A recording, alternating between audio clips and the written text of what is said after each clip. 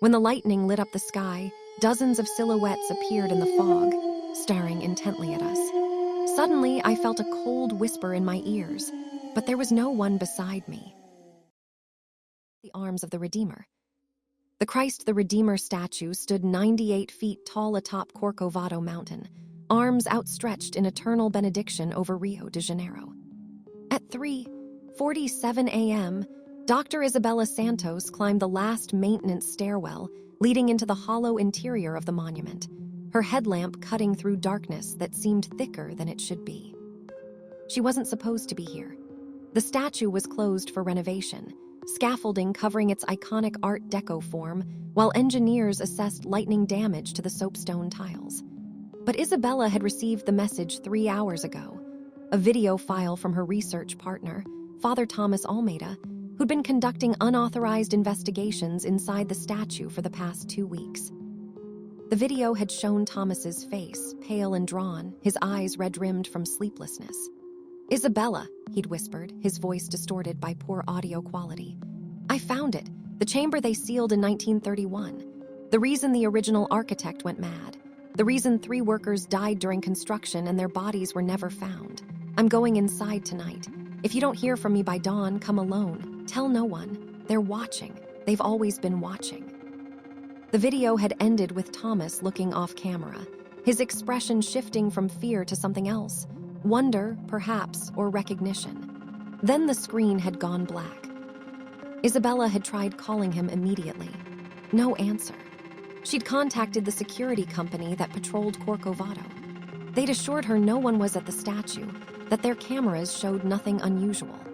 But Thomas's van was parked at the maintenance access road, hidden behind a cluster of trees, where Isabella had found it after convincing a taxi driver to bring her up the mountain in the dead of night.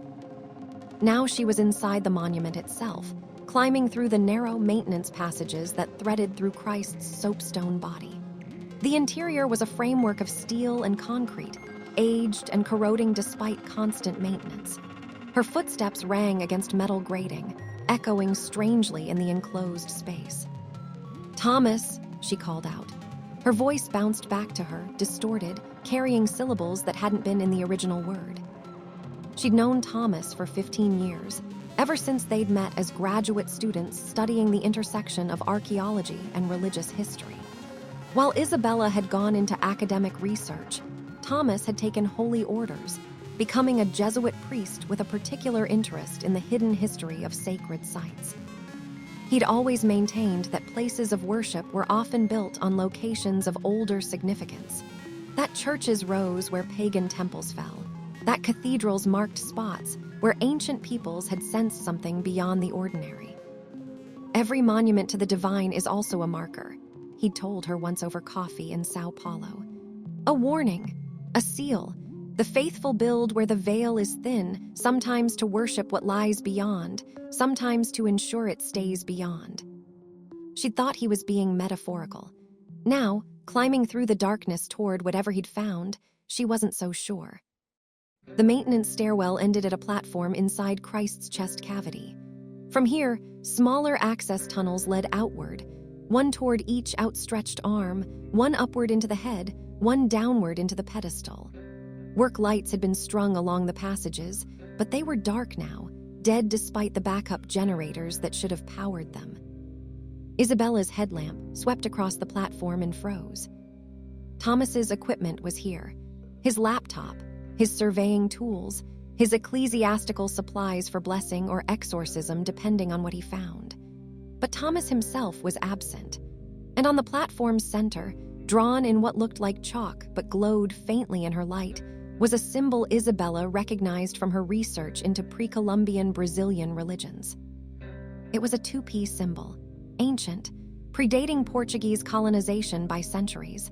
It meant doorway or threshold or place of crossing. The translations varied, but the core meaning was consistent. This symbol marked liminal spaces, borders between the world of flesh and the world of spirits. "Thomas, this isn't funny," Isabella said, her voice smaller than she'd intended. "Where are you?"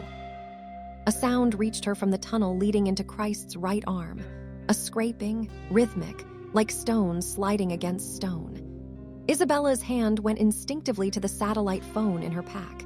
She should call for help, should descend the mountain and return with police and engineers and rational explanations.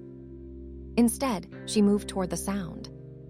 The tunnel into the arm was cramped, barely wide enough for her shoulders. The soapstone tiles that covered the statue's exterior were visible here, their inner surface rough and unfinished. Isabella had to crouch to navigate the passage, one hand on the wall for balance, her headlamp illuminating perhaps 3 meters ahead. The scraping grew louder, and beneath it she heard something else, breathing, heavy, labored, as if whoever made the sound was struggling with tremendous effort. Thomas. The tunnel opened into a wider space, the interior of Christ's right hand, where fingers the size of cars curved toward heaven in eternal gesture of blessing. And there, pressed against the framework, was Thomas. He was alive. That was the first thing Isabella registered, but he was changed. His skin had taken on a grayish cast, his clothes were torn, and his hands were sinking into the steel framework, fingers merging with metal, flesh, and iron becoming one. He wasn't struggling against it. He was pulling himself in, willingly, his face showing not pain but rapture. "Isabella," he said when he saw her, his voice dreamy and distant. "You came. Good, you need to see. You need to understand what they built this monument to contain." "Thomas, what happened? What are you doing?" "Becoming part of the structure, becoming the lock they forgot to install." His eyes focused on her, and she saw terrible clarity there. "The chamber I found, Isabella. It goes down into Corcovado itself, into caverns that predate humanity. The Tupi knew about them. They avoided this mountain for a reason. But when the Brazilians wanted to build a monument, when they wanted Christ to watch over Rio, they chose this exact spot." "You're not making sense. Thomas, we need to get you out of." There were things in those caverns, still are, entities that exist in spaces between matter and thought, between flesh and stone. The original architect, Heitor da Silva Costa, he discovered them when they were excavating the pedestal. 3 workers went into the caverns to assess the foundation. They never came out. Da Silva Costa went in after them. Thomas's arms were halfway consumed now, absorbed into the statue's frame. But he showed no distress, only urgency to make Isabella understand. He found the workers, or what was left of them. They'd been transformed, Isabella. Incorporated into the mountain itself, their consciousness spread throughout the rock, experiencing geological time, aware of every atom in the stone. They were screaming. After a week underground, they were screaming. Da Silva Costa heard them in his mind, heard them begging for death, for release, for anything but the eternal awareness of being stone. Isabella's scientific mind rebelled against what she was hearing, but her eyes couldn't deny what they saw. Thomas merging with the statue, becoming part of its structure in impossible defiance of biology and physics. "He sealed the caverns," Thomas continued, "filled them with concrete carved wards into the foundation, blessed every stone before it was laid. And then he built Christ directly over the entrance. The outstretched arms aren't just symbolic, Isabella. They're functional. A physical barrier, a guardian, a lock against what lies below." "But the statue isn't solid," Isabella protested, clinging to rational objection. "It's soapstone tiles over a framework. It couldn't contain anything." "It's not the materials that matter. It's the intent, the belief, the accumulated faith of millions of pilgrims who have come here and seen Christ watching over their city. That faith has weight, power. It's kept the seal strong for 90 years. Thomas's shoulders were gone now, his chest merging with the steel beams. Only his head remained, his face serene despite the horror of his transformation. "But faith erodes," he said, "especially faith in institutions. The church's scandals, the world's skepticism, the way people come here now just for photographs rather than prayer. The seal is weakening. I could feel it the moment I entered the caverns. The things below are stirring, testing the boundaries, searching for cracks." "So you're doing what? Sacrificing yourself, becoming part of the statue?" "Someone has to. The original architect knew. That's why he went mad, because he understood that eventually someone would need to reinforce the seal. Someone would need to add their consciousness to the structure, to become a willing guardian rather than an unwilling prisoner like those workers. "There has to be another way," Isabella said desperately. "Modern materials, better engineering." "This isn't an engineering problem," Thomas's voice echoed through the hollow arm. "This is a spiritual crisis. The only thing holding them back is the monument's meaning, its significance as a symbol. And symbols need believers, need guardians, need sacrifice." His neck was vanishing into the framework now. Only his face remained, and even that was beginning to take on the texture of stone. "Isabella, listen to me. In my equipment, there's a journal. Everything I learned about the caverns, about what's down there, about the seal. Read it. Understand it. Because in time, maybe years, maybe decades, the seal will weaken again. And when it does, someone else will need to do what I'm doing now." "No," Isabella whispered. "Thomas, no." "Tell my sister I love her," Thomas said, his words coming slower now, speech becoming difficult as his mouth hardened into stone. "Tell her I died doing God's work. Because that's what this is, Isabella. Not all of God's soldiers fight in cathedrals and churches. Some of us fight in the dark places, holding back the things that would unmake his creation." His face froze mid-word, transformed completely into gray-green soapstone that matched the statue's exterior. Where Thomas Almeida had been, there was now just another structural element, indistinguishable from the framework that supported Christ's outstretched hand. But Isabella could have sworn, in the moment before he completely transformed, that Thomas had smiled. She stood alone in the hollow arm, her headlamp illuminating metal and stone, and the space where her friend had stood moments before. Her hands shook as she backed out of the tunnel, her mind racing through everything she'd just witnessed, trying to categorize it, to understand it, to fit it into any framework that made sense. Thomas's laptop was still on the platform. Isabella grabbed it along with his journal, a leather-bound notebook filled with sketches and observations and photographs of things that made her stomach lurch when she looked at them too directly. She should leave, should run down the mountain and pretend she'd seen nothing, heard nothing, found nothing but abandoned equipment. But Thomas had said to read the journal, to understand. Isabella sat on the platform, opened the notebook, and began to read. The entries started 2 weeks ago, when Thomas had first gained access to the statue during the renovation closure. Day 1, received permission from the Restoration Committee to document the interior structure for my research. They think I'm writing a book about religious monuments. They're not entirely wrong. Used ground-penetrating radar in the pedestal. There's definitely a void beneath the official foundation, a cavity at least 50 meters deep. The engineers claim it's a natural cave system that was filled during construction. But the radar signature is wrong. Too regular. Too deliberate. Day 3, found the first seal. It's carved into a support beam in the pedestal, hidden behind a panel marked structural, do not remove. The symbols are a mixture of Catholic blessing and something much older. Tupi shamanic tradition, perhaps, though the style is wrong. These marks predate the indigenous peoples we know about. How deep does this go? Day 7, broke through the panel tonight after the security patrol passed. Behind it is a door, steel, industrial, installed during original construction but appearing on no architectural plans. It's sealed with a combination lock that's been rusted shut for decades. Spent 4 hours with bolt cutters. Finally got it open. The smell that came out was indescribable, stone and moisture, and underneath it something organic, something that's been rotting for millennia but hasn't finished decomposing.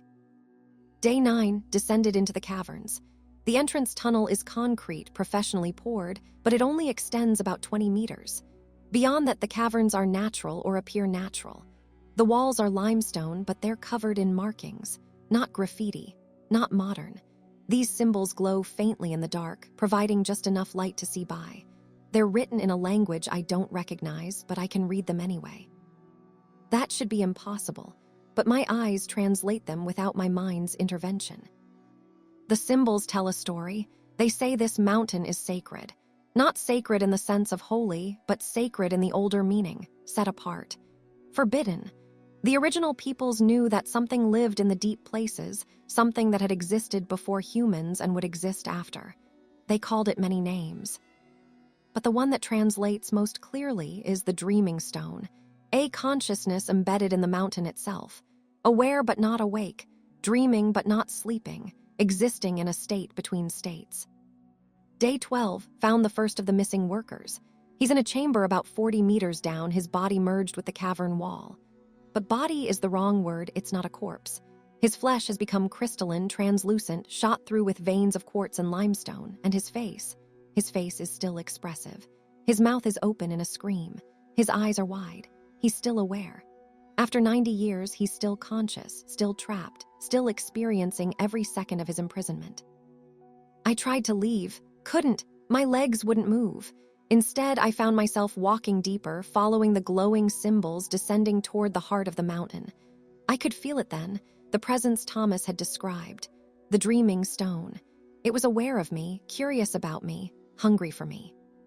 Day 14, I understand now why they built Christ here, why they made him so large, so prominent, arms stretched wide in protection. This isn't a monument to faith. It's a warning, a ward. A physical manifestation of the belief that humanity is protected, that we stand in the light, that there are forces that watch over us against the things that lurk in dark places. But the dreaming stone is patient. It's been here for millions of years. It can wait for the monument to crumble, for the faith that powers it to erode, for the seal to fail.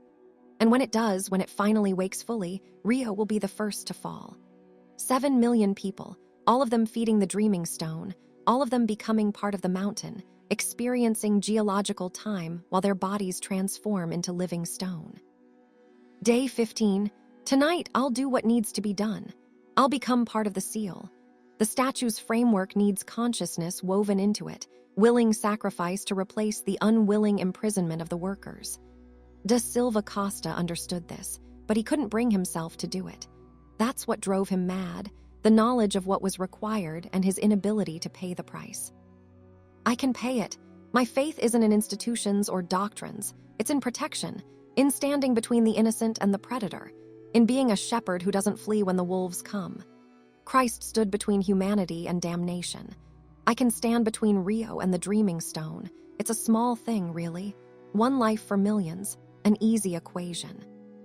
Don't mourn me. This is my calling. This is what I was meant for. And when the time comes, when you feel the seal weakening, when you hear the dreaming stone stirring in its ancient sleep, find someone willing to join me. Find someone with faith not in what is, but in what must be done. The cavern entrance is marked on the map I've drawn on the last page. Don't go down there unless you absolutely must. The dreaming stone will speak to you if you do, and its voice is seductive. It promises awareness, expansion, connection to something greater than yourself. It lies. What it offers is prison. Eternal, conscious imprisonment in stone. Tell my sister I love her. Tell the church I died in service. Tell yourself whatever you need to hear to sleep at night. But remember this, the seal holds. For now, because of those workers who died unwillingly, because of me who died with purpose, and someday because of whoever comes next. The journal ended there. Isabella sat in silence, Thomas's words echoing in her mind. Her scientific training demanded she dismiss this as delusion, stress-induced psychosis, anything but the truth. But she'd seen Thomas merge with the framework, had watched flesh become stone in defiance of every natural law she knew. A sound brought her back to the present, the scraping she'd heard earlier but louder now, coming from multiple directions. From the tunnel leading into Christ's left arm, from the passage down into the pedestal, from above where Christ's head towered over Corcovado. They were waking up, the workers, the unwilling prisoners transformed into the mountain's substance. And if Thomas's journal was correct, their awakening meant the seal was already weakening. Isabella made a decision. She couldn't leave this alone, couldn't walk away and pretend she'd seen nothing. Thomas had given his life to reinforce the seal. The least she could do was document what he'd found, study it, understand it well enough to know when the seal might fail again. She gathered Thomas's equipment and made her way toward the pedestal tunnel. The map in his journal showed the cavern entrance clearly. Just a quick look, she told herself. Just enough to verify his findings, to confirm she wasn't dealing with an elaborate delusion. The steel door was exactly where Thomas had described it, hidden behind a panel marked with dire warnings about structural integrity. Isabella used his bolt cutters to finish breaking the rusted lock. The door swung open with a groan of protesting metal. The smell hit her immediately, the same odor Thomas had described. Stone and moisture and rot that should have finished but hadn't. Beyond the door, concrete steps led down into darkness that her headlamp couldn't fully penetrate. "Just a quick look," Isabella repeated aloud, her voice swallowed by the passage. "Document the entrance, take photographs, then leave." She descended. The concrete tunnel ended after 20 meters, exactly as Thomas had written. Beyond it, natural caverns stretched into the mountain's heart. The walls glowed with those impossible symbols, providing dim illumination that shouldn't exist but did. And Isabella found she could read them, just as Thomas had, her eyes translating without her mind's permission. Here dwells the dreaming stone. Here consciousness becomes matter. Here the boundary dissolves between self and not self. Approach not, disturb not, wake not that which sleeps. The warning repeated in variations, carved into every surface, written in a script that predated known human civilization. Isabella photographed everything, her cameras flashed stark against the organic glow of the symbols. She found the first worker in a chamber 30 meters down. He was exactly as Thomas had described, body crystallized, merged with the cavern wall, face frozen in eternal scream. But worse than his appearance was the feeling Isabella got standing near him. She could sense his awareness. His consciousness pressed against hers like a drowning person grabbing for a rescuer. He was begging wordlessly for release, for death, for an end to awareness that had stretched across 9 decades without pause. Isabella stumbled backward, her mind recoiling from the contact. This was worse than death. This was hell, not the hell of fire and punishment, but the hell of endless, unchanging existence. Awareness without the mercy of unconsciousness, or the release of insanity. "I'm sorry," she whispered to the crystallized worker. "I'm so sorry." She should have left then, should have turned and run and never returned. But something pulled her deeper, not the dreaming stone's influence, though she felt that too, a presence growing stronger with each step. It was scientific curiosity, the researchers need to understand, to document, to know. The caverns descended in a spiral, each chamber leading to the next, the glowing symbols growing more complex and more urgent in their warnings. Isabella passed the second worker, then the third, each one imprisoned in the mountain's substance, each one aware and screaming silently. And then she reached the heart of the mountain. The chamber was vast, cathedral large, the ceiling lost in darkness above. And in its center, rising from the limestone floor like a growth, was the dreaming stone itself. It was massive, at least 20 meters across, roughly spherical, its surface covered in the same crystalline structures that had consumed the workers. But unlike the walls around it, the dreaming stone pulsed with life. Each pulse sent waves of light through its structure, illuminating veins and patterns that Isabella's eyes couldn't quite focus on without her mind beginning to fragment. And it was aware. The presence Isabella had felt throughout the caverns was nothing compared to what she experienced here. The dreaming stone's consciousness crashed against hers like a wave, vast and ancient and utterly inhuman. It didn't think the way humans think. It experienced time differently, all moments existing simultaneously, past and future meaningless in the eternal now of geological existence. "Welcome," a voice said in her mind, not words, but concepts that her brain translated into language. Another observer, another consciousness to sample, another perspective to add to the collection. Isabella tried to speak, couldn't. The presence was too overwhelming, filling her mind with experiences that weren't hers, memories of the mountain's formation, of the first rains that carved these caverns, of the indigenous peoples who'd worshipped here before learning to fear, of the workers who'd stumbled into this chamber and been incorporated, of Thomas descending willingly to reinforce the seal.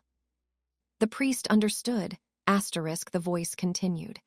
He knew what was required, willing sacrifice to balance unwilling imprisonment. The seal requires both, those taken against their will and those who give themselves freely. Balance, equilibrium, the foundation of all existence. "Let them go," Isabella managed to say. "The workers, they've suffered enough. They are part of me now. To release them would be to diminish myself. Would you ask a mountain to release its stones? Would you demand an ocean return its water? They are the mountain. I am the mountain. We are one. You're a parasite, a cancer that feeds on consciousness." The dreaming stone's response was something that might have been laughter, a rumbling that shook dust from the ceiling and made the crystalline structures sing with harmonic resonance. "I am older than parasites, older than cancer, older than life itself. I existed when this planet was molten rock. I will exist when the sun expands and consumes it. I am stone that learned to think, matter that achieved awareness. I am what happens when the universe looks at itself and recognizes its own existence." Isabella felt her legs beginning to weaken, her body pulled toward the dreaming stone by forces that had nothing to do with gravity. The crystalline surface was close now, close enough to touch, close enough to merge with. "Join me," the voice whispered seductively. "Experience what the workers experience, what the priest experiences.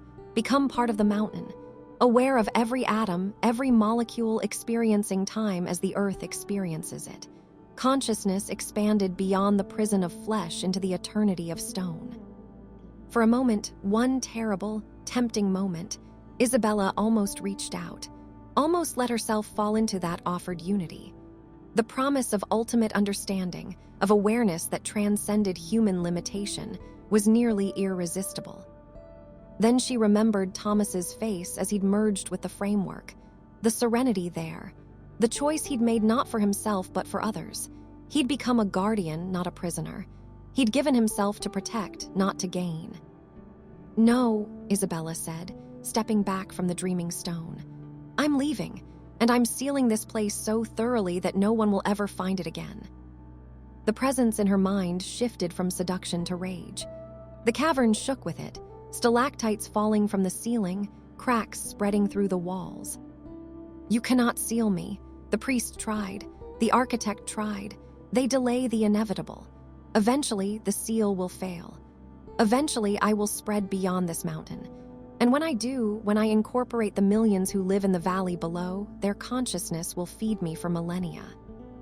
Then I'll make sure someone is always watching, always guarding, always ready to reinforce the seal when it weakens." Isabella ran. Behind her, the dreaming stone's rage echoed through the caverns, causing cave-ins and collapses that she barely stayed ahead of.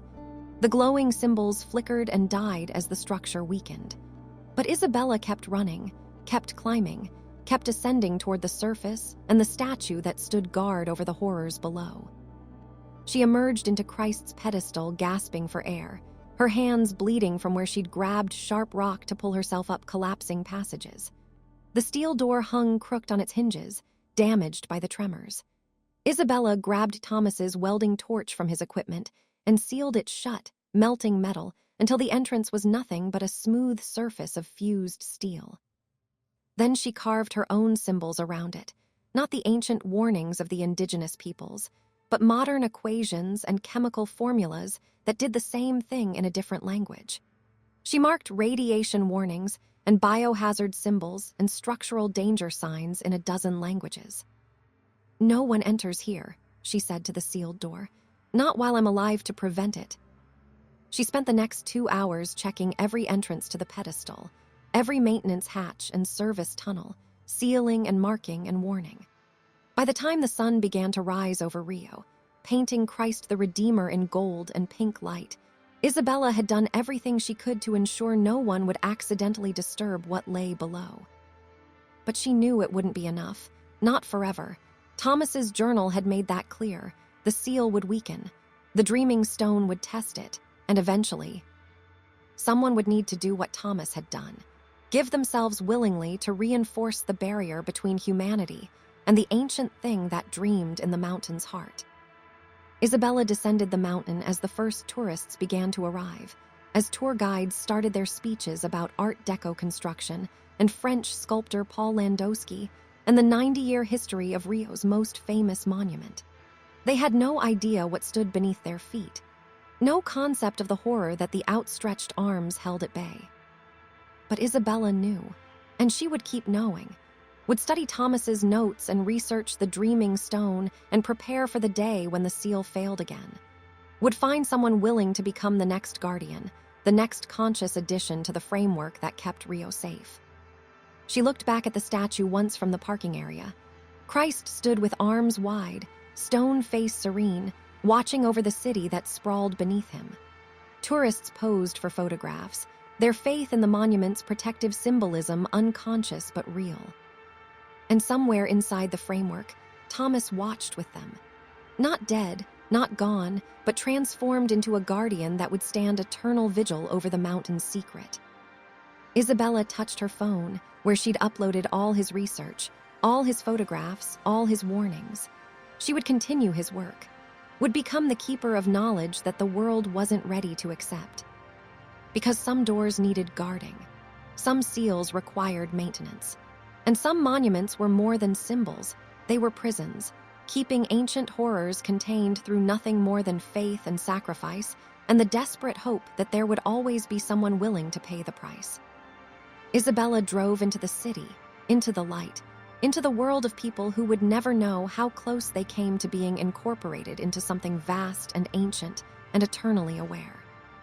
And she would carry it until the day came when she could pass it on to whoever came next in the endless chain of guardians, who kept the seals strong and the dreaming stone asleep beneath the watchful eyes of Christ the Redeemer.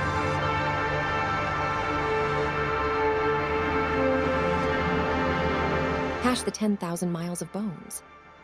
Dr. Wei Lin stood at a remote section of the Great Wall near Jinshenling, 70 miles northeast of Beijing, watching the fog roll through the watchtowers like the breath of something enormous and slow.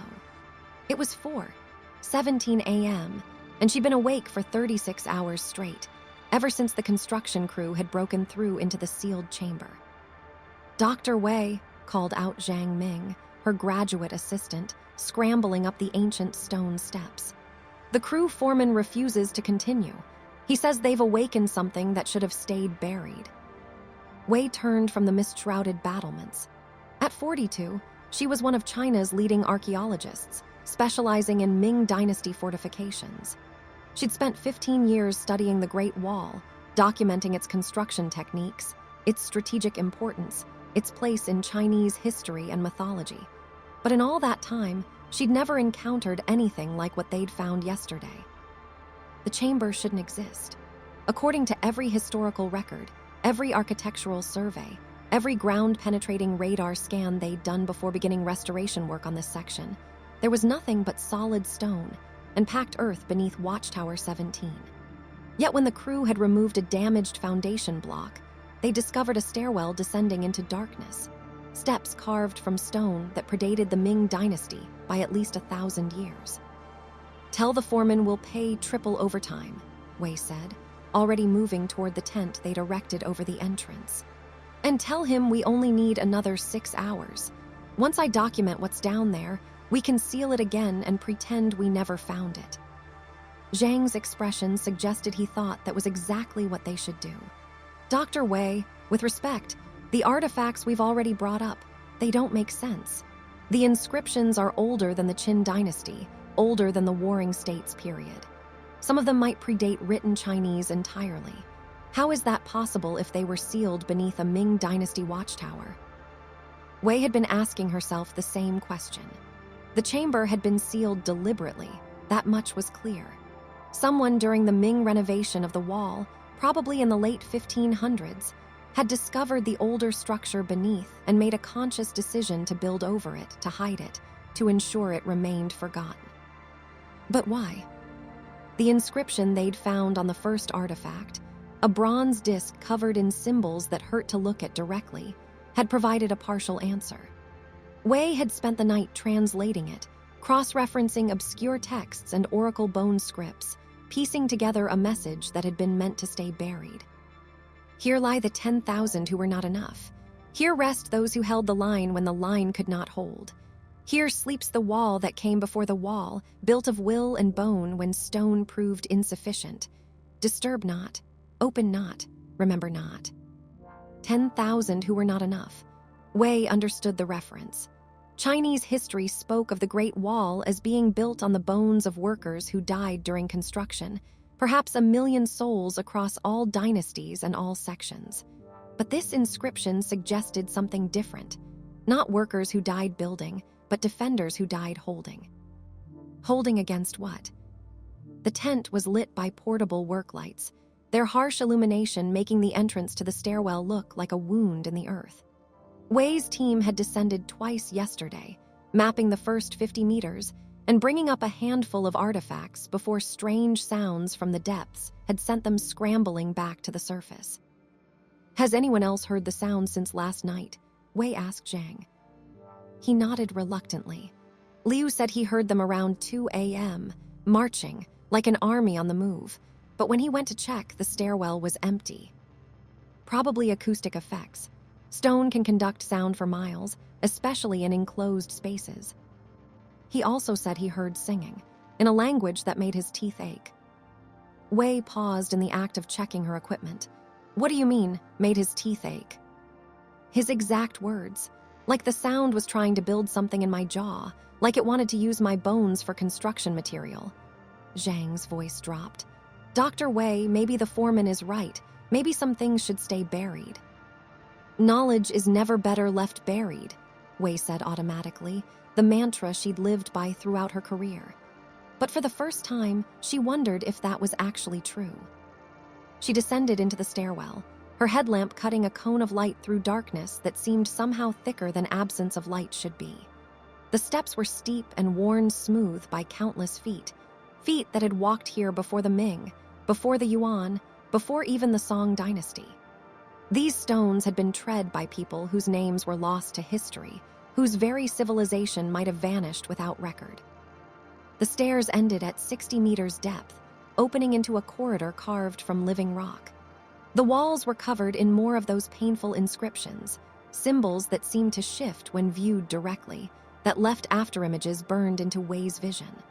She photographed them anyway, professional documentation overriding personal discomfort. The corridor branched into multiple passages, all leading deeper into the mountain. Wei followed the largest tunnel, the one that showed signs of heaviest use, worn stones, soot marks on the ceiling from ancient torches, grooves in the floor where something heavy had been dragged repeatedly. After 200 meters, she reached a chamber. It was vast, easily 50 meters across, the ceiling lost in shadows beyond her headlamp's reach, and the walls. The walls were made of bones. Not the scattered remains of a mass grave, but deliberately constructed, bones mortared together with some kind of resin or clay, skulls serving as cornerstones, femurs and ribs forming intricate patterns. It was architecture, construction, wall building in the most literal and horrifying sense. Wei's archaeological training warred with her visceral revulsion. This was unprecedented. This was... Dr. Wei, Zhang's voice crackled over the radio. We're getting seismic readings, small tremors very localized. Are you near any unstable sections? She pressed the transmit button. Negative. The structure seems solid. The tremors might be natural or... The bone walls began to hum. It started as a vibration so low Wei felt it in her chest rather than heard it. Then it rose in pitch, climbing through octaves until it became a chorus. Thousands of voices singing in harmony, words in a language that predated language, sounds that human vocal cords shouldn't be able to produce. And Wei understood. The bones weren't just construction material. They were still conscious, still aware, still singing the song that had been their purpose when they were flesh. She stumbled backward, her rational mind fragmenting under the weight of impossible comprehension.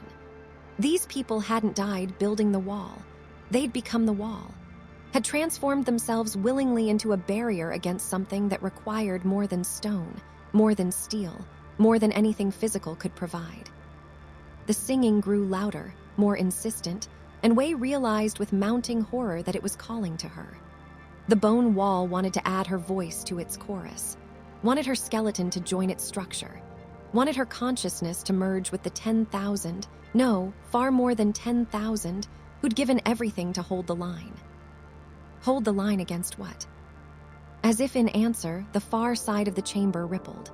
Not the wall itself, but the space before it, reality distorting like heat shimmer, like the air above a road in summer, except this was underground in perpetual cold. Through the distortion, Wei caught glimpses of something beyond. Another place. Another space that existed parallel to this one, separated by the thinnest of barriers. And in that other place, things were moving. Vast things. Ancient things. Things that noticed when the barrier thinned, that pressed against it with patient hunger, that had been pressing against it for thousands of years waiting for the wall to fail. The bone wall wasn't keeping invaders out of China. It was keeping something from breaking through from the other side. Wei ran. Behind her, the singing reached a crescendo, the bone wall straining to maintain its integrity as the things beyond pushed harder, sensing her presence, her living warmth in this space of the long dead. She could feel them reaching for her, not physically but mentally, consciousness that wanted to consume hers, to add her awareness to their collective hunger. She hit the stairs at a full sprint, taking them 3 at a time, her lungs burning, her legs screaming. The singing followed her up the shaft, echoing off stone walls, growing louder rather than fading with distance. Wei burst out of the stairwell into the pre-dawn darkness, gasping for air, her team surrounding her with concerned questions she couldn't begin to answer.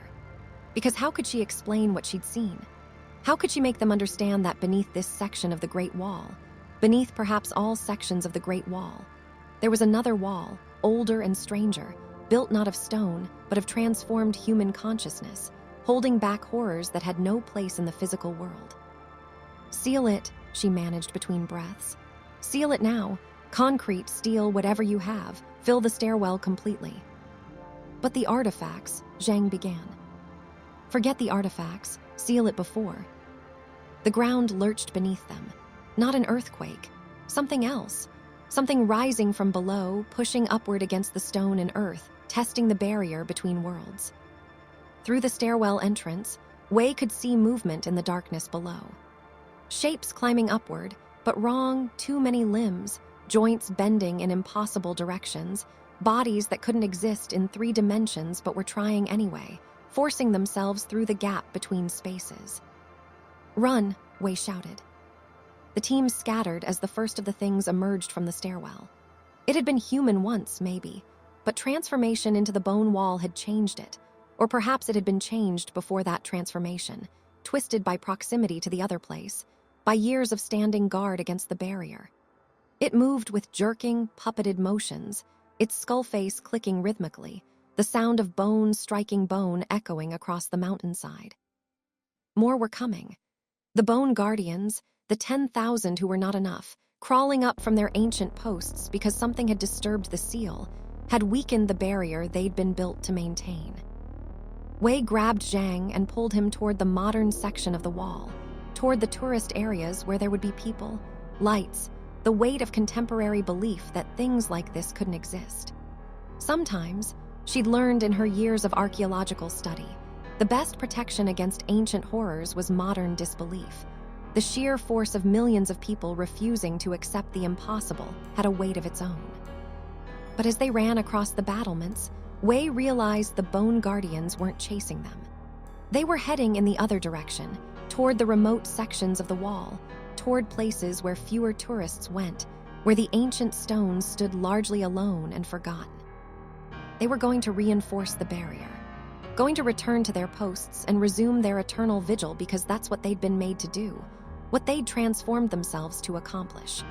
The seal had been weakened by the excavation, and they were responding the only way they knew how, by becoming the wall again, by singing their chorus of protection, by standing between worlds and refusing to let the things beyond break through. Dr. Wei, Zhang gasped as they reached the tourist section, where early morning visitors were beginning to arrive, oblivious to what stirred in the remote sections. What were those things? What did we find down there? Wei looked back toward Watchtower 17, now distant in the morning mist. She could still hear the singing faintly, carried on the wind, the chorus of 10,000 transformed souls holding the line they'd held for millennia. The truth about the Great Wall, she said quietly. Not the version in history books, not the story of emperors and workers and defense against Mongol invasions. The real truth. The wall wasn't built to keep people out. It was built to keep something else in, or rather to keep something else from crossing over. She pulled out her notebook, began writing everything she could remember. The inscriptions, the bone chamber, the distortion in reality, the glimpses of that other place. Someone needed to document this, even if the documentation would never be published, would never see academic peer review, would be locked away in classified archives for researchers who came after. Because the seal would weaken again. Perhaps in decades, perhaps in centuries, but it would weaken. And when it did, someone would need to understand what they were dealing with, would need to know about the bone wall and the guardians and the things that pressed against reality from the other side. Over the next 3 weeks, Wei supervised the sealing of the stairwell. Tons of concrete poured into the shaft, modern engineering ensuring it would never be opened again by accident. Official records listed it as unstable subsidence, a natural cavity that posed structural risk. The artifacts they'd retrieved were cataloged as origin unknown and placed in storage where they'd likely remain forever. But Wei couldn't stop thinking about what she'd seen, couldn't stop hearing that chorus in her dreams. The bone guardians had returned to their posts, but the barrier was still weak. The excavation had damaged it, had allowed the things beyond to sense an opportunity. She began researching other sections of the Great Wall, looking for similar hidden chambers, similar sealed spaces. What she found disturbed her more than anything else. There were dozens of them, perhaps hundreds, scattered along the wall's entire length, from Shanhaiguan in the east to Jiayuguan in the west. Every dynasty that had worked on the wall had discovered the older structure beneath, had found the bone chambers, and the guardians had made the same decision. Seal it, hide it, forget it. But they'd also left messages. Warnings carved in stone, hidden in foundation blocks, written in codes that took Wei months to decipher. And the warnings all said essentially the same thing. The barrier was failing. Not suddenly, not catastrophically, but slowly, inexorably. Each century, the Bone Guardian's song grew a little quieter. Each dynasty, the seal weakened a little more. The things beyond were patient. They could afford to wait. Eventually, the wall would fail completely. And then they would cross over. Wei found references in Tang Dynasty, records to the incident at Jiayuguan, where an entire garrison had disappeared overnight, leaving only bone fragments arranged in protective patterns. Ming Dynasty accounts spoke of workers who'd heard singing from beneath the foundations and had gone mad, carving symbols into their own flesh before throwing themselves from the wall. Even modern records contained hints, if you knew what to look for. Disappearances near remote sections. Tourists who'd wandered off trail and returned changed, speaking in languages no one recognized, their bones visible beneath their skin as if they were halfway to transformation. The wall was failing, and no one in power was willing to acknowledge it because acknowledging it meant accepting that reality was thinner than they'd believed, that there were spaces between spaces, that humanity's understanding of the universe was fundamentally incomplete. 6 months after the incident at Jinshenling, Wei received a package. No return address, delivered to her university office by courier who couldn't remember who'd hired him. Inside was a journal, ancient, leather-bound, written in classical Chinese by someone who'd lived during the Qin dynasty, during the very first unification of the wall under Emperor Qin Shi Huang. The journal belonged to an advisor named Meng Tian, the general who'd overseen the initial wall construction, and it told a story that had never made it into official histories. The wall had been built not on Qin Shi Huang's orders, but on the advice of his court shamans, who detected a weakening in reality along China's northern border. Something was coming through, they'd warned. Something that had been held back for generations by the ancient bone wall, a structure built by a civilization that predated recorded history, a people who discovered the barrier between worlds and had given themselves to maintain it. But that older wall was failing. The civilization that built it was gone, and without new volunteers to reinforce the structure, the barrier was thinning. So Qin Shi Huang had ordered the construction of the Great Wall directly over the ancient bone wall, hopping that physical stone, and the labor of millions would substitute for the conscious sacrifice of the guardians. It had worked, for a while. The stone wall had strengthened the barrier, had given the bone guardians additional support. But Meng Tian's journal was clear about one thing: it was a temporary measure. Eventually, the stone would crumble. Eventually, the barrier would fail completely. And when it did, the things beyond would pour through. Entities that existed in spaces humans couldn't perceive, that fed on consciousness and matter indiscriminately, that would transform China first and then spread across the world, breaking down the barriers between all realities, merging all spaces into one horrific unity. The journal's final entry was dated 3 days before Meng Tian's recorded death. In it, he described a ritual he'd performed, a binding that would ensure his consciousness remained tied to the wall even after his physical death, that would allow him to watch for the next weakening, to warn whoever might be able to help when the time came. If you're reading this, the entry concluded, then the wall is failing in your time. The bone guardians grow tired. The stone crumbles. The barrier thins. You must find a way to reinforce it. You must call for volunteers who understand what's at stake, who are willing to undergo the transformation, to become part of the bone wall, to add their song to the chorus that holds back the end of the world. Wei closed the journal, her hands trembling. She understood now why it had been sent to her. She'd seen the bone wall. She'd heard the guardian's song. She'd glimpsed the things beyond the barrier. That made her one of the few people in the modern world who knew the truth. And knowing the truth meant she had a choice to make. Over the next year, Wei traveled the length of the Great Wall, visiting the remote sections, the forgotten watchtowers, the places where tourists never went. At each location, she performed a small ritual, not the full transformation that would make her part of the bone wall, but something smaller, a temporary loan of consciousness and will to strengthen the barrier just a little.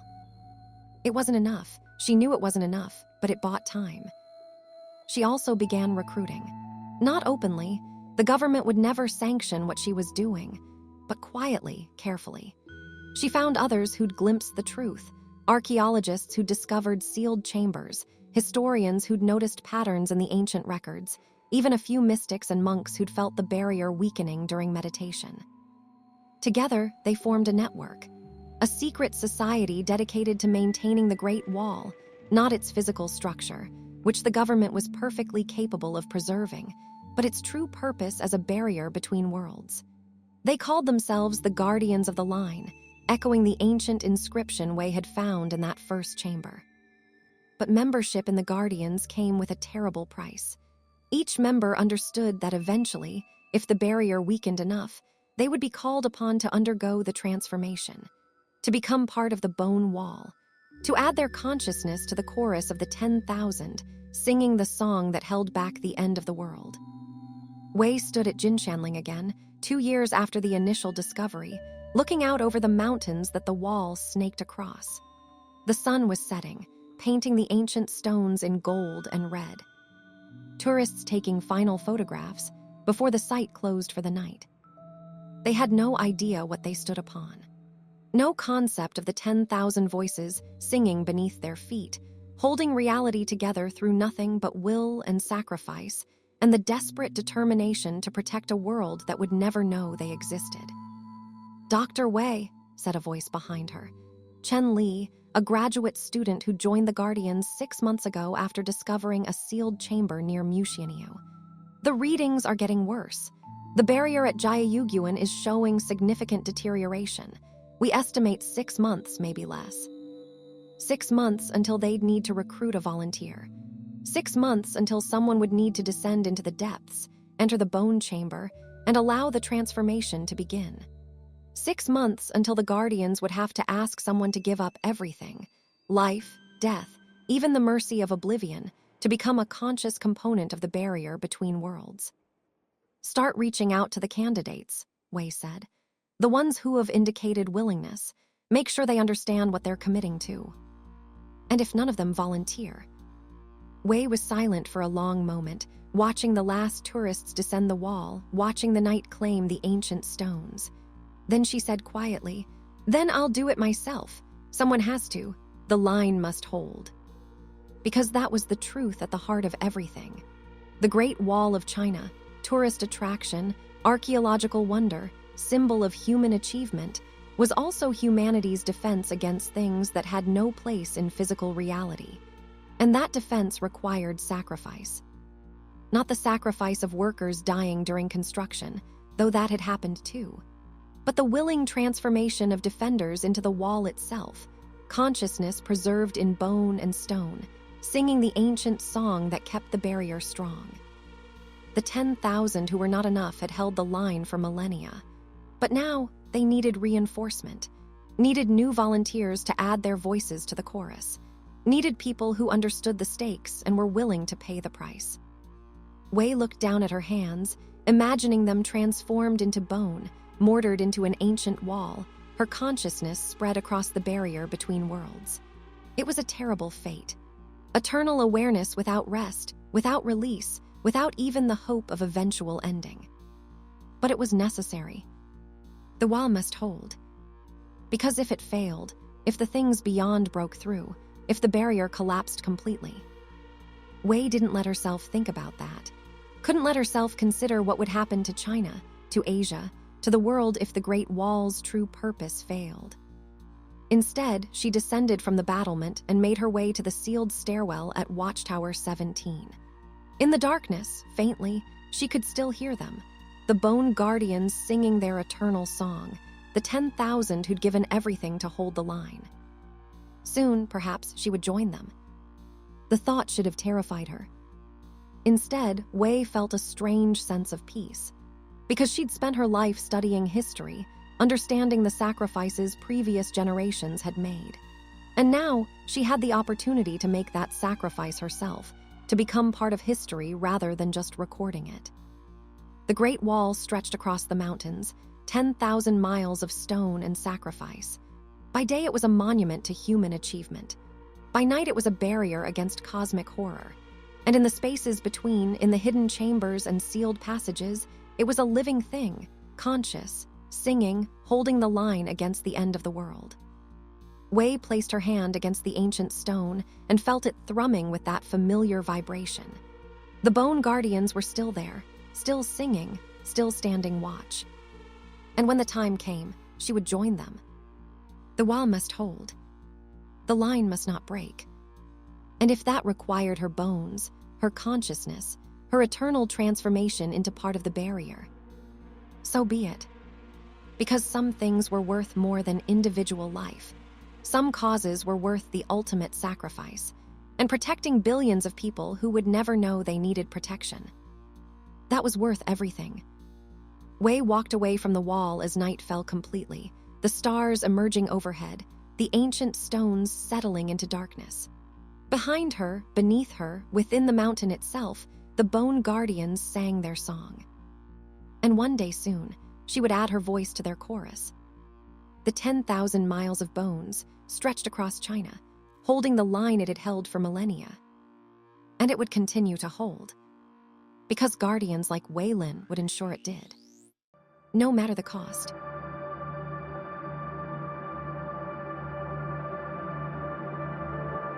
The Chamber of Infinite Descent.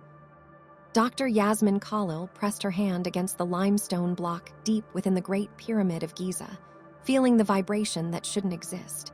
It pulsed with the rhythm of a heartbeat, slow, deliberate, impossibly alive in a structure built 4,500 years ago by a civilization that had been dust for millennia. "You feel it too," said Dr. James Rothschild, his voice tight with suppressed excitement.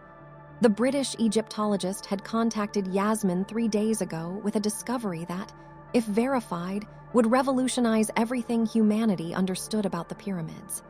"It's been getting stronger since we found the passage." They stood in a cramped tunnel 60 meters below the pyramid's base, far deeper than any known chamber. The Egyptian Ministry of Antiquities had granted them 72 hours to investigate before sealing the passage permanently. A concession Yasmin had only secured by arguing that they needed to assess structural integrity before tourists could be allowed back into the pyramid. She hadn't told the ministry about the electromagnetic readings or the temperature anomalies. Or the fact that every piece of electronic equipment brought into the tunnel had malfunctioned within hours, their circuits fused by energy that registered on no known spectrum. "When did it start?" Yasmin asked, pulling her hand back from the wall. The stone was warm, impossibly warm for this depth, this far from any heat source. 4 nights ago, we'd been excavating for 2 weeks, following ground-penetrating radar that showed an anomaly beneath the subterranean chamber. We broke through around 3 a.m. James's headlamp illuminated his face from below, casting shadows that made him look gaunt, haunted.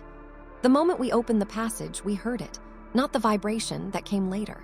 At first, it was just a sound, like breathing, like something enormous taking its first breath in thousands of years. And you didn't report this immediately. Would you have? Would anyone in the ministry have believed us without sounding insane? James moved deeper into the tunnel, toward the opening they'd discovered. Besides, I needed to understand what we'd found. The implications are, Yasmin, you studied the pyramid texts. You know what they say about the pharaoh's journey through the Jewett, the realm of the dead. What if it wasn't metaphorical? What if the pyramids weren't just tombs? Yasmin had considered this before, of course. Every Egyptologist eventually confronted the mystery of the pyramids, structures so precisely engineered, so astronomically aligned, so impossibly ancient that even with modern technology, replicating them would be extraordinarily difficult. The official explanation, that they were simply elaborate tombs for megalomaniacal pharaohs, had always seemed insufficient to her. But suggesting they were anything else was academic suicide. "Show me," she said. They descended further, the tunnel narrowing until they had to crawl single file through passages cut with laser precision through solid bedrock. The vibration grew stronger, no longer just a sensation, but an audible hum that resonated in Yasmin's chest cavity, making her heart synchronize with its rhythm. The passage opened into a chamber that shouldn't exist. It was vast, at least 100 meters across, carved from living rock with mathematical precision that surpassed even the pyramid's famous internal chambers. The walls were covered in hieroglyphs, but not the decorative inscriptions found in temples and tombs. These were different, older. The symbols seemed to predate dynastic Egypt entirely, resembling more closely the proto-hieroglyphic marks found in pre-dynastic sites. And they were glowing. Not with reflected light from their headlamps, but with their own internal luminescence, a soft golden radiance that pulsed in time with the vibration, making the entire chamber appear to breathe. "My God," Yasmin whispered, "how is this possible?" "I don't know, but look at the center." In the chamber's exact middle stood a structure unlike anything Yasmin had seen in decades of studying Egyptian architecture. It was a vertical shaft, a perfectly circular hole perhaps 3 meters in diameter, descending into darkness that their lights couldn't penetrate. The edge was lined with what appeared to be gold, though when Yasmin touched it, the material was neither warm nor cold, but somehow both, existing in multiple temperatures simultaneously. "How deep does it go?" she asked. "We lowered a camera on 300 meters of cable. It never reached bottom. The footage is..." James pulled out a tablet, its cracked screen flickering but still functional. "See for yourself." The video showed the shaft descending into darkness, the walls perfectly smooth, perfectly circular, perfectly vertical. At 50 meters, the stone began to change, no longer limestone but something else, a dark material that absorbed light absolutely.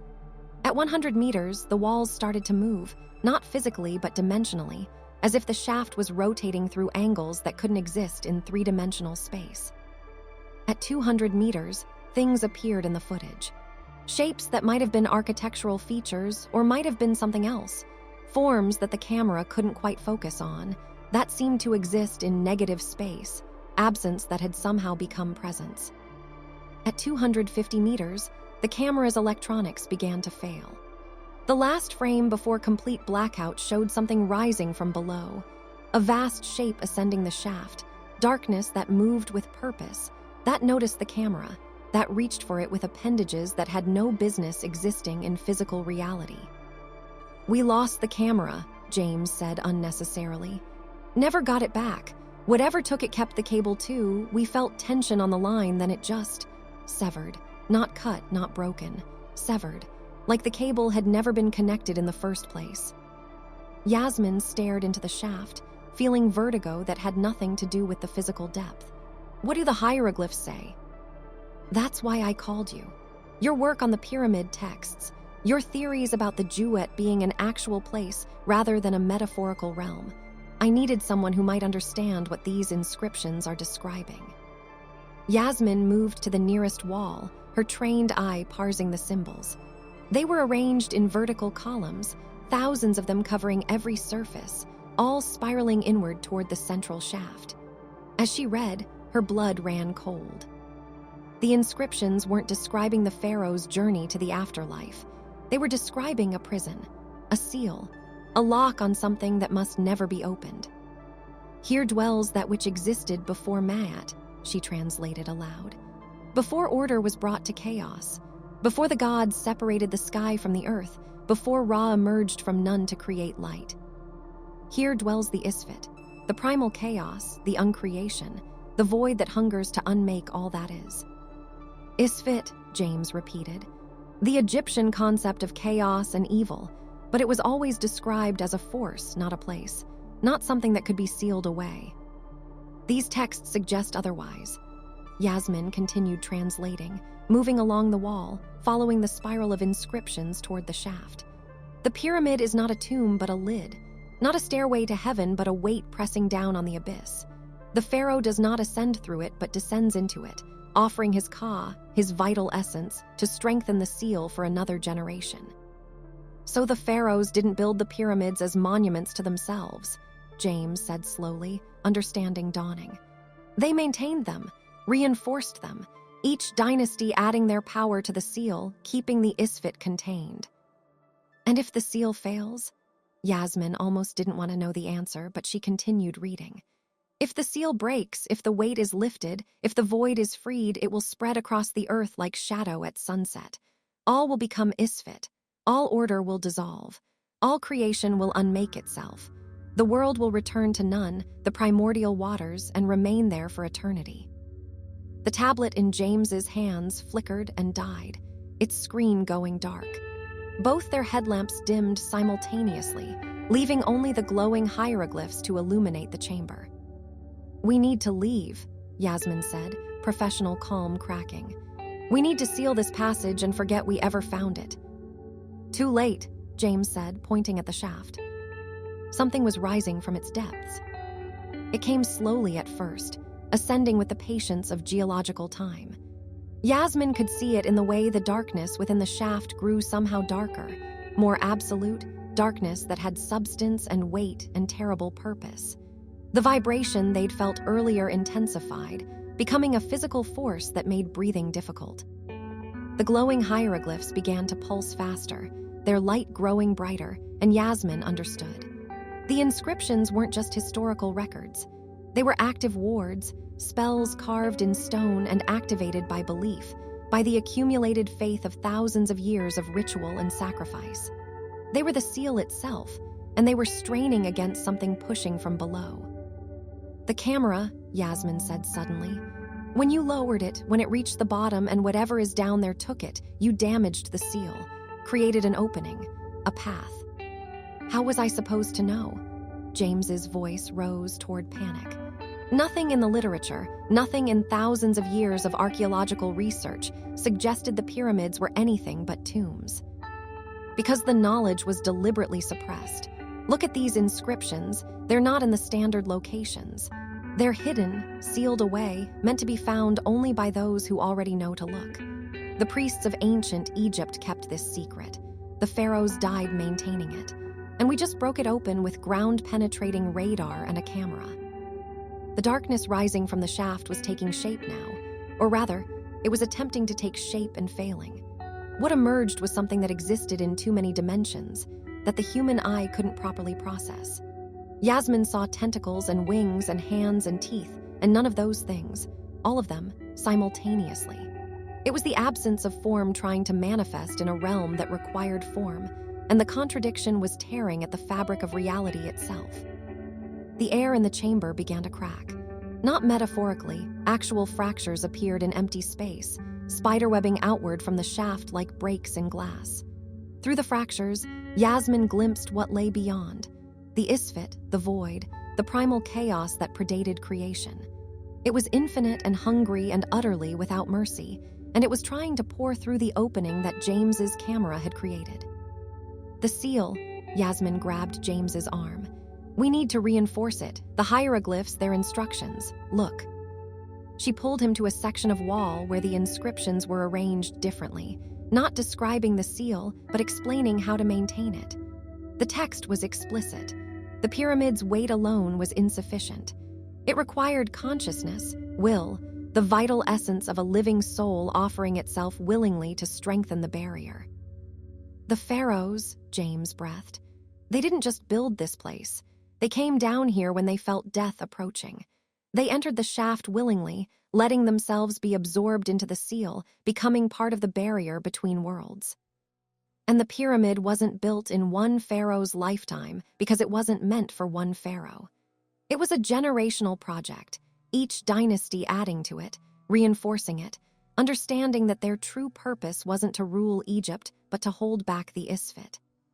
The thing rising from the shaft was nearly at the lip now. The fractures in reality were spreading, pieces of the chamber beginning to phase out of existence, unmade by proximity to the void. Yasmin could feel her own substance becoming uncertain, her molecules vibrating at frequencies that threatened to tear her apart. One of us has to go in, she said. Has to do what the pharaohs did, offer ourselves to strengthen the seal. James stared at her in horror.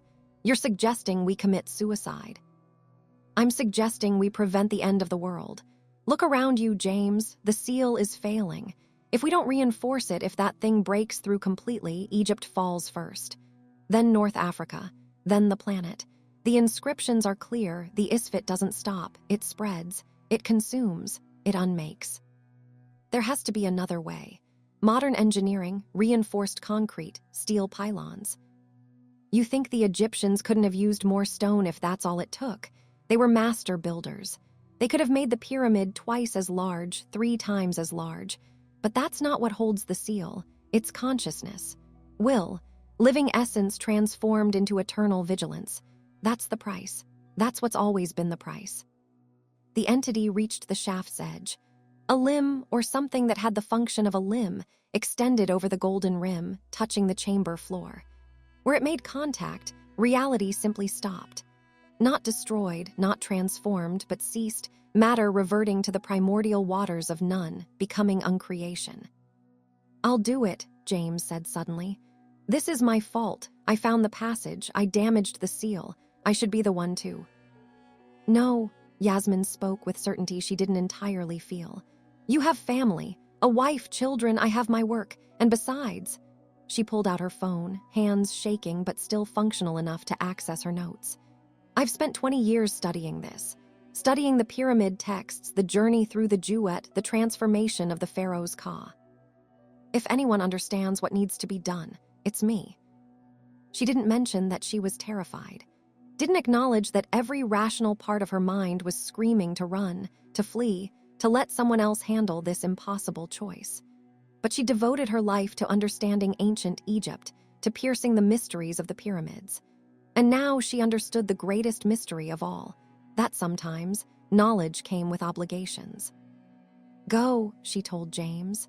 Seal the passage behind you. Inform the ministry that the tunnel is structurally unsound, that it needs to be filled with concrete immediately. Make sure no one ever opens this chamber again. Yasmin. Go. He ran. She listened to his footsteps receding up the tunnel, heard the sound of him crawling through the narrow passage, heard it fade into silence. Then she was alone with the entity emerging from the shaft and the glowing hieroglyphs that explained what she needed to do. The inscriptions were written as instructions, a ritual to be performed by the pharaoh when his time came.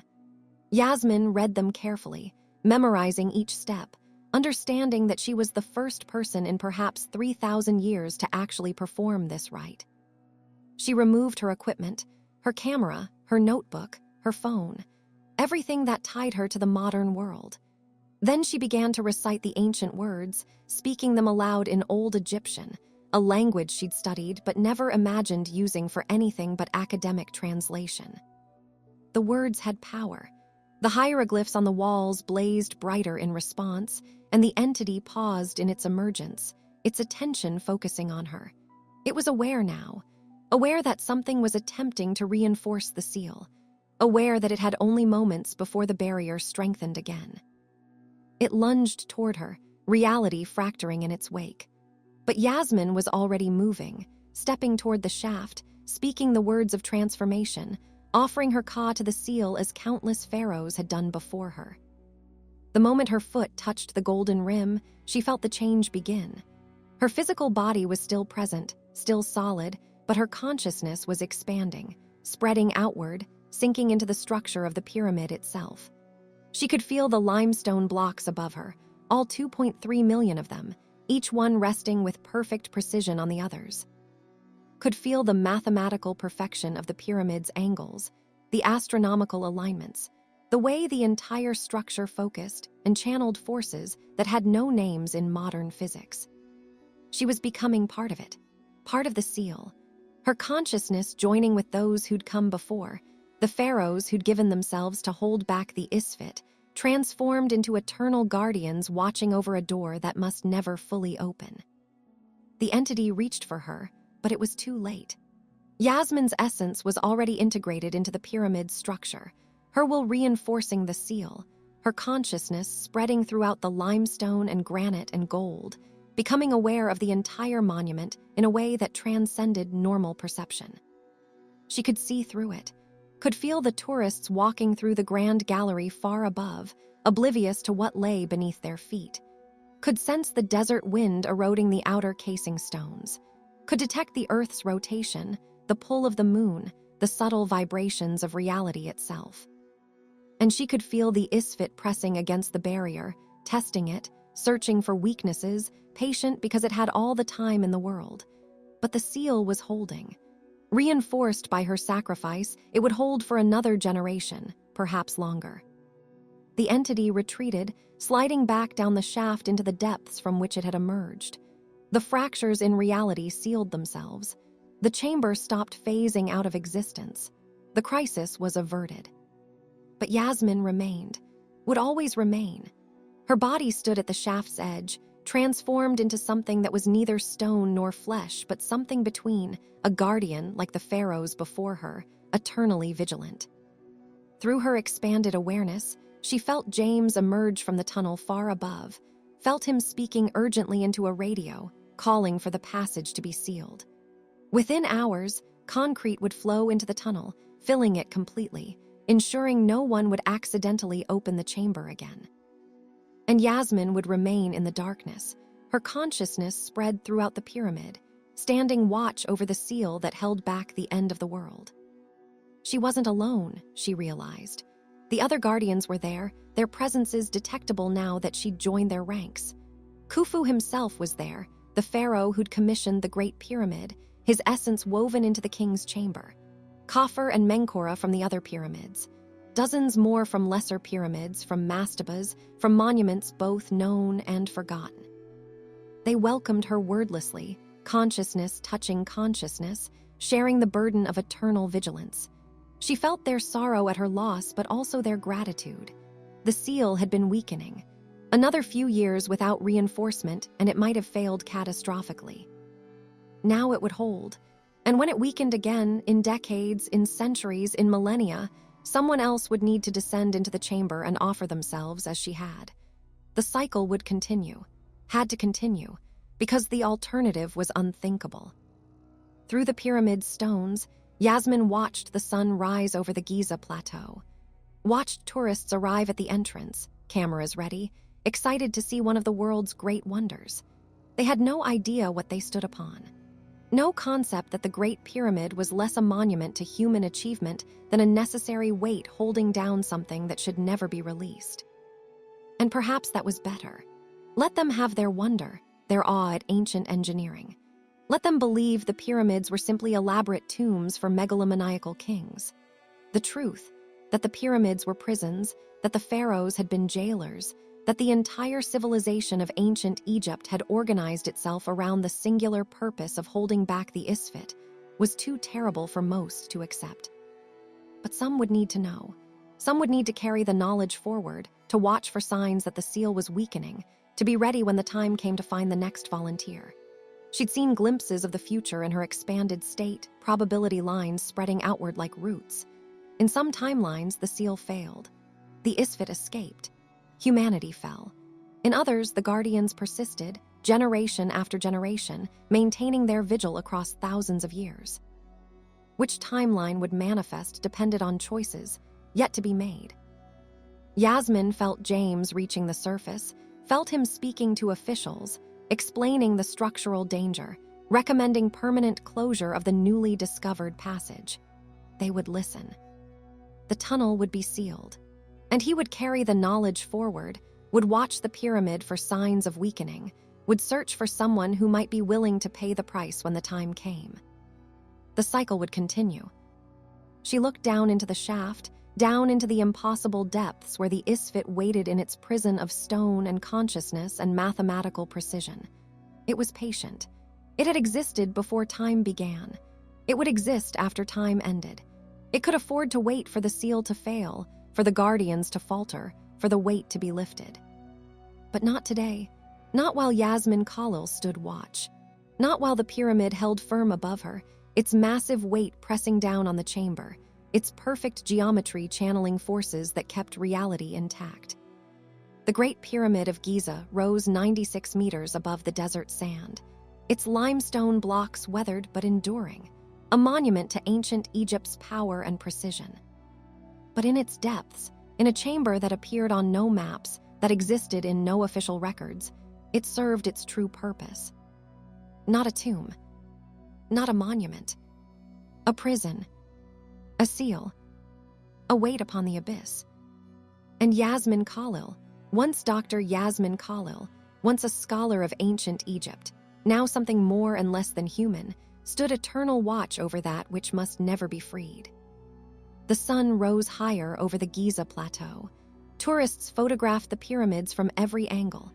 Guides recited well-worn facts about construction techniques and burial chambers. The world continued in blessed ignorance of what lurked beneath. And deep in the earth, in a chamber sealed with concrete and stone and consciousness itself, a guardian kept watch. The seal held. For now. For always, if she had anything to say about it. The Great Pyramid of Giza stood against the Egyptian sky, eternal and enigmatic. And beneath it, in the darkness, Dr. Yasmin Khalil stood too. Forever.